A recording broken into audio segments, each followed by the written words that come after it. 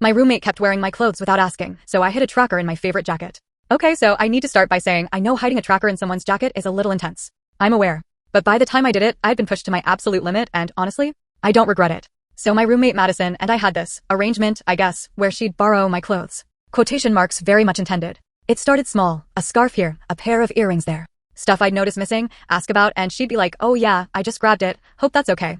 After I'd already noticed it gone. Not before.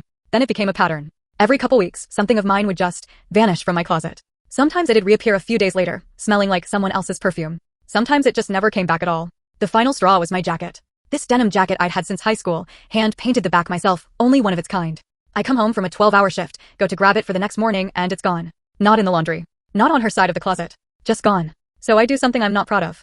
I order one of those little Bluetooth trackers, the $19 kind, and I sew it into the lining of my spare jacket, the one I knew she'd grab next if the first one stayed missing. Day 1, nothing. Jacket's just sitting in my closet. Tracker says it's in my closet. Fine. Day 3, I check the app before bed and the jacket is at some apartment complex across town. Not Madison's boyfriend Tyler's place. Somewhere else entirely.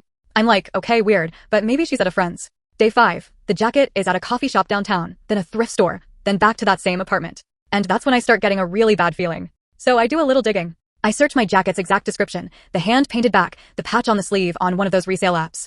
And there it is. Listed for $85. Posted by an account called Vintage Mads with 14,000 followers, captioned, one of one, hand-painted, found this gem at an estate sale Whiteheart. Estate sale. I bought that jacket at a Hot Topic in 10th grade. I scroll through her page and I recognize at least 6 other items. My scarf. My earrings. A sweater I thought I'd just lost.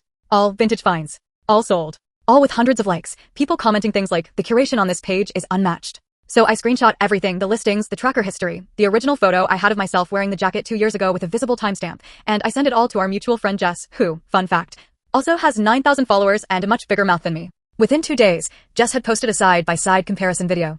My old photo next to Madison's listing. Same jacket, same paint, same tiny coffee stain on the cuff that I never managed to get out. The video hit 290,000 views before Madison even saw it. The comments were brutal. People who'd bought from her were asking for refunds. Someone found 3 more items they suspected weren't actually hers. Her account lost almost 4,000 followers in a single weekend. Madison moved out a month later. I got my jacket back. She shipped it to me still in the resale packaging, tags and all, like that made it better. Anyway, the tracker's still in the lining. Old habits.